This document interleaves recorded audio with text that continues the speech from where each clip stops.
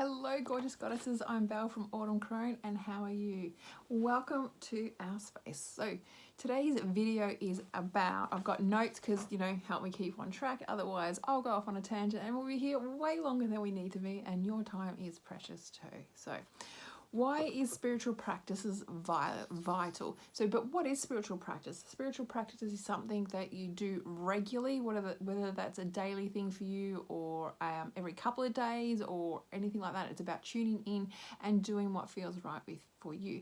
But a spiritual practice for me, and again, it's something, looking at what does it mean for you? Is it something that it just means, being grounded, being calm, being centered? Is it connecting to spirit? Is it about amplifying your spiritual abilities, talking with spirit or connecting with spirit? Is it doing a witchy practice, like doing spells or rituals, or doing the wheel of the year, connecting with Mother Earth? It's really about, spiritual practice is about really coming back into you, being present within you, really listening and honoring you and where you're at. And so why is it vital? Because there's many benefits. We're just going to touch on a few, but the big one I guess I want to start off with is more on the science, not just all woo stuff. It really has a huge impact on your stress. It has a huge impact on your nervous system. So, we live in a very busy society. There's a lot of stress, back many thousands of years ago, we had the stress response because it was to keep us safe from predators like tigers, bears, whatever other animals are, of a threat to us. So, we had that response to get us out of there, to keep us safe.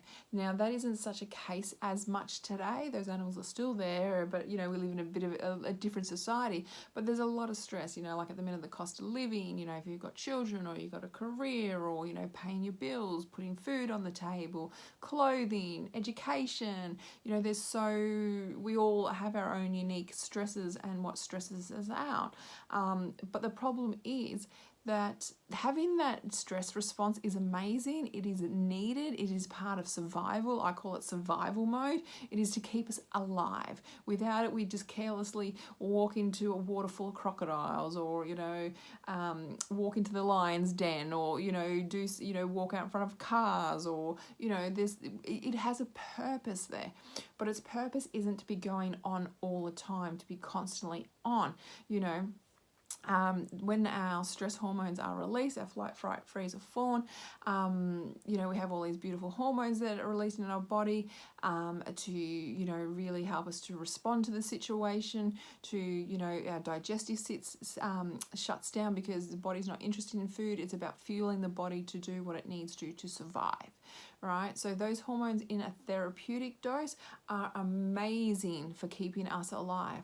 However, when we overuse them, they can become detrimental to our health. Too much of those hormones in our system can lead to inflammation in the body. So something inflamed, right? So doesn't sound like much. However, inflammation is part of the cause or the start of 99.99% of dis-ease in the body. So it starts off as inflammation. Something gets inflamed, something gets a bit off.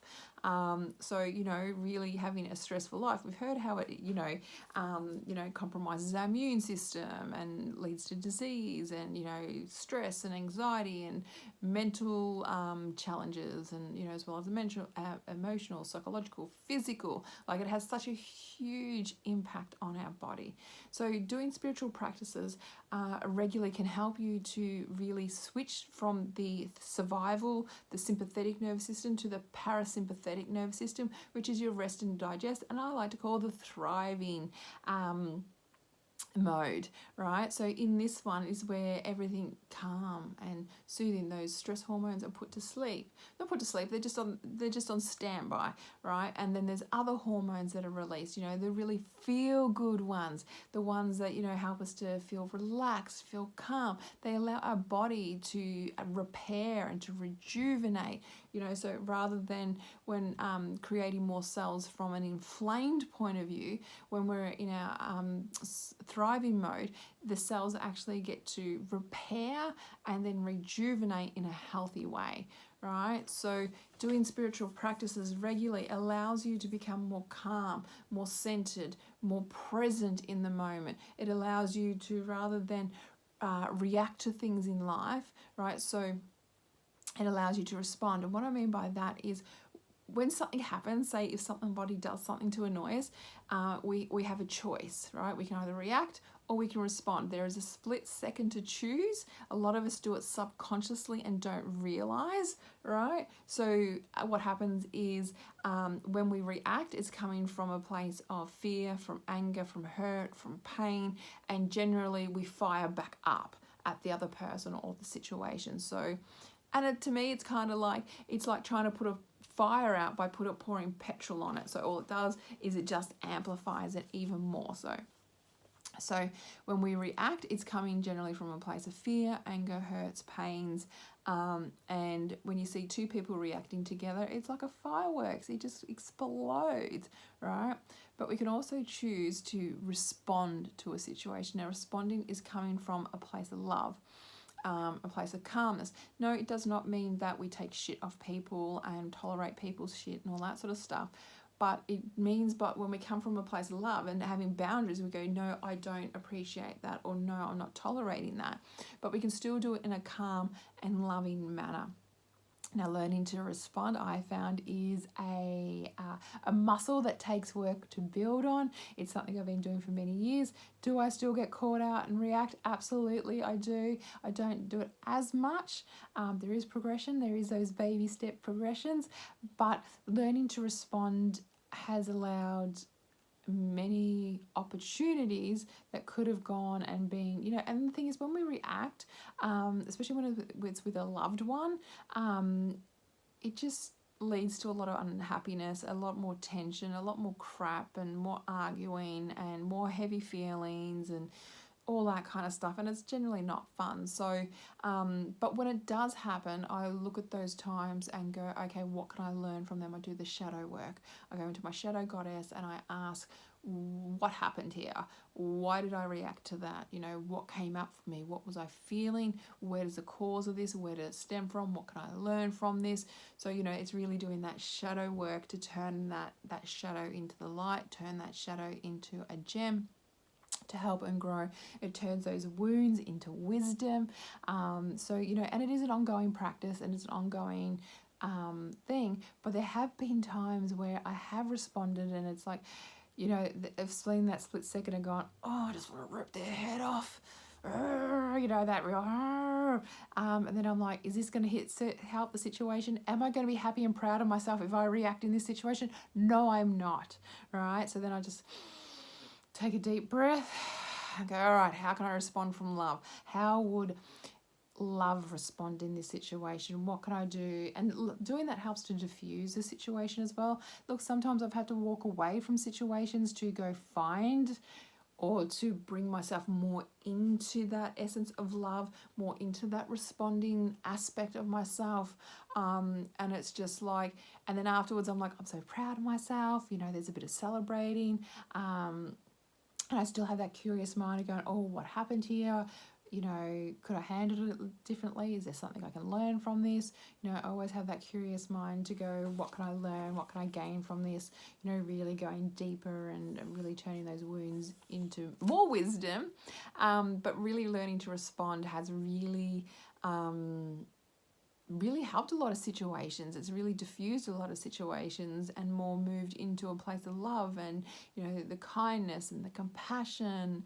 And, you know, I don't know about you, but I prefer to be more in that space than the reactive, heavy emotions. I'm not saying good or bad, because things like anger, hurt, and frustration, they're not bad. They're just human emotions. It's just how we're made up. It's a diverse of how we're created. It's what we do with those that makes a huge situation. But that's a video for another day. So why is it important to do spiritual practices, so it helps us to come from a place of love. It helps us to be more calm. It helps us to have more direction in our life. It allows us to really be centered and grounded and present, and also it gives us more quality of time with people, because when we are in that present and that space of love and that calmness and clarity, when we're with people, we're present with them, we're not scattered, we're not out elsewhere. So it really can amplify the quality of relationships and the quality of time that we have with people. Yes, doing spiritual practices may take that quantity of time away from people, so the amount of time, because you step away and do these spiritual practices, but the quality you have with them, and that's what people are going to really remember, is how quality, whether you're present with them and whether you weren't. Like, how many of us can say, yes, we had a parent that was around, but they weren't really present, they were not really there. So, you know, having spiritual practices allows for quality, real good quality engagement and relationships, and whether that's, you know, intimate or, you know, work or friendships or with your children or whoever, whatever a relationship's a relationship. It's just like so many different ways to have a relationship. But having spiritual practices allows you to have that quality with them as well. So yeah, and it decreases stress, and it helps to reset the body. So it helps to decrease that stress, anxiety, and that stress response as well. So it really, it's really amazing for your mental health. You know, it really helps to keep that calmness and not get that overwhelm and that burnout. It's really good for your emotions. It helps to give you some emotional intelligence. It helps you to stop being that reactive and firing. You know, how many people can you look at adults and go, oh, really, if that was a 2-year-old doing that, we would say that was a tantrum. You know what I mean? So it really helps to bring your emotions into balance as well. And it helps to bring your body more into that restful state and really digest food more. And because when we're in that stress response, our digestive system, your body prioritizes, and it closes it doesn't stop completely your digestive system, otherwise it would die, but it slows everything down. It goes, when I'm in stress mode, there's a stressor here, you know, we need to survive, eating can wait, right? So our whole digestive system shuts down. So, you know, if you're getting gut pains or, you know, bloating or weight issues, or, you know, just feeling really sluggish and really, you know what I mean?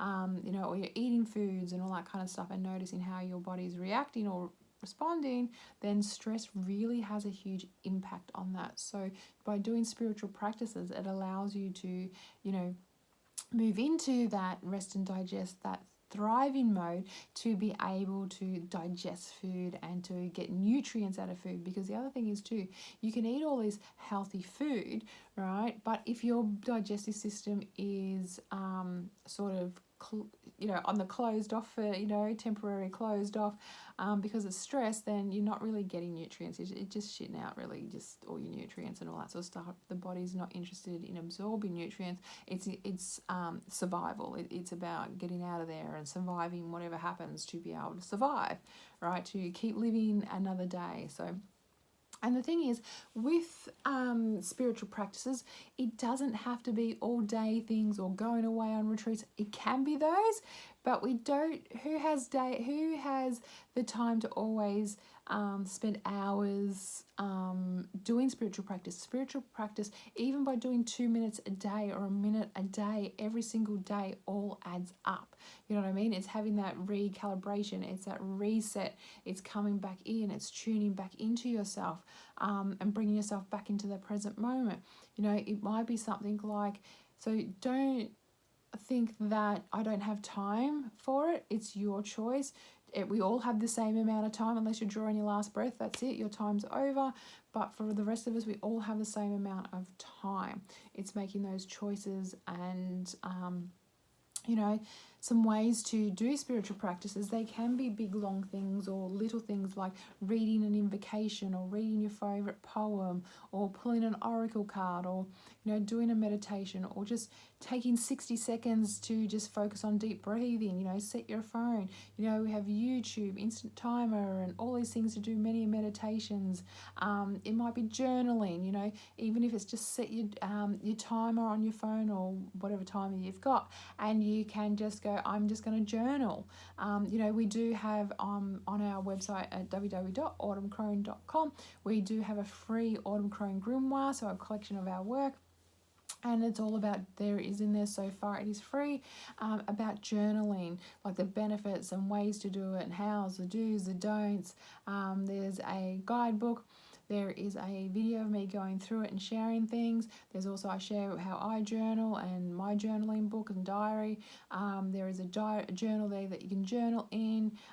There's also meditations in there to help you as well. So really, you know, you can, and there's I think there's like 2 pages of journal prompts as well, to get you going. Journaling is quite powerful in so many ways. It's like a person, if you can't afford therapy, I think it's an amazing therapy. It's really good to clear out crap. It's really good to get to the core of things. Really good to, you know, really let go, really, but also let amazing things come through. You know, your own wisdom, your own knowledge, your own your spiritual guidance. You know, there is so much. I really believe that, you know, journaling should be taught in schools, to really help, really connect and be present. And, you know, you might only go, I'm just going to set 2 minutes, pick a journal prompt, and I'm just going to write about that. You know what I mean? Doing gratitude journal, you know, what is the abundance already in your life, focusing on the amazing things that are already in your life. So spiritual practices don't have to be complicated. They can be simple, they can be quick. It's an ongoing thing. Doing once something here and there is not really going to cut it. Even just doing 2 minutes a day will make a difference, even if it's, you know, 2 minutes a day every second day. You know what I mean? Make it work for you. It's about a way of life. It's about incorporating in your life the way that it works for you. Starting off is going to be challenging because it's a new habit, but the more that you practice it, the easier it's going to get. Some days you'll be able to do more, some days you won't get there. Life happens. It's about being kind, compassionate, and loving to yourself, and gentle. Treat you how you treat your loved ones, and you will notice a huge difference in your own intuition, in how you feel, and how your life flows as well. So let us know, what do you do for spiritual practices? How do you feel about spiritual practices? If you would like to know more about us, do visit our website at www.autumncrone. You can find out about our temple. You can find out about our free intuitive priestess community on Facebook. It's a free group for women. And also too, we have our newsletter. Anyway, that is for me today. Thank you so much, and magical blessings, and see you next time.